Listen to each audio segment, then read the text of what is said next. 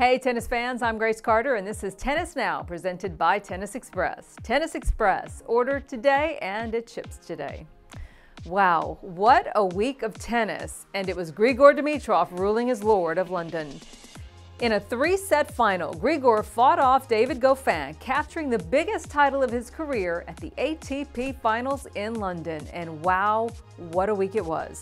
The first Bulgarian qualifier in the 48-year tournament history won all 5 matches he played in London, collecting 1,500 ranking points for completing an undefeated title run, as well as a champion's check of more than $2.5 million. An emotional Grigor shed tears of joy and shared a long embrace with his mom and dad.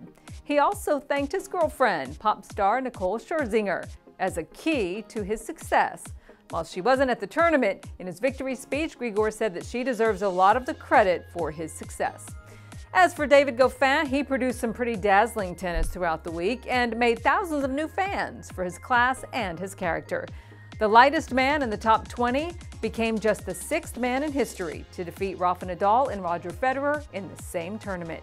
And his season's not over yet. He's going to lead Belgium against host France in the Davis Cup final, which is set for November 24th through the 26th. And while the younger generation ruled London, Roger Federer says don't write off the old guard just yet. Novak Djokovic, Andy Murray, and Stan Wawrinka all still in the game.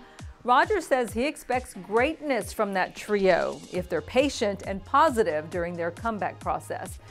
Roger and his wife Mirka also made headlines in London last week because they were hanging out with royalty. Well, of course they were.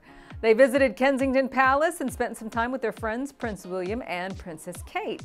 Seems their 8-year-old twin daughters, Mila and Charlene, and the 3-year-old twin boys, Leo and Lenny, had a play date. Sounds kind of fun.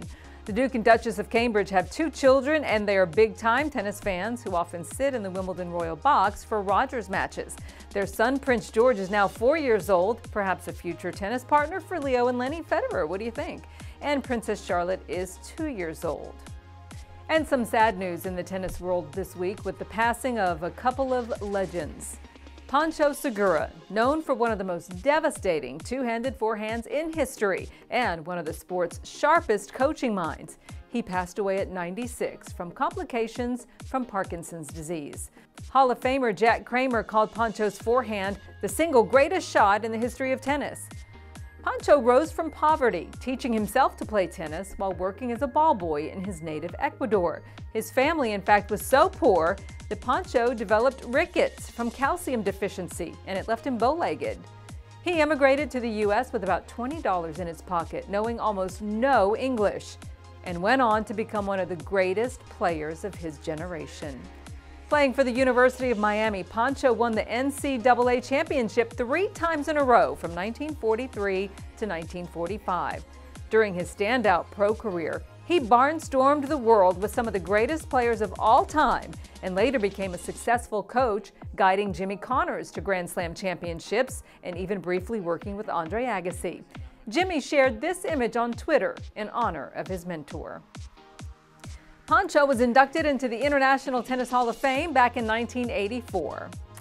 And another sad loss in the tennis world, Hall of Famer Yana Novotná died at the age of 49 after a battle with cancer. An athletic, attacking player who had a tremendous kick serve and one of the best backhand volleys in WTA history, Yana won an astounding 1,268 matches overall in her career. The former world number 2 won 17 Grand Slam titles, including 16 in doubles, 100 combined career titles, and 3 Olympic medals. The Czech standout also showed the world how perseverance can triumph over pain.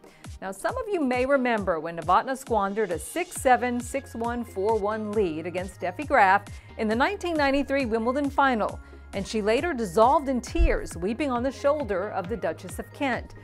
Well, she bounced back from that loss to win the 1998 Wimbledon crown at the age of 29. In one of her final TV interviews, Yana said that she was proud of the raw emotion she showed losing Wimbledon and of the resilience she displayed winning Wimbledon 5 years later. Yana was inducted into the International Tennis Hall of Fame in 2005. A tremendous champion and a great lady. She will be missed. And that's our news for now. I'm Grace Carter. We'll see you next time here on Tennis Now.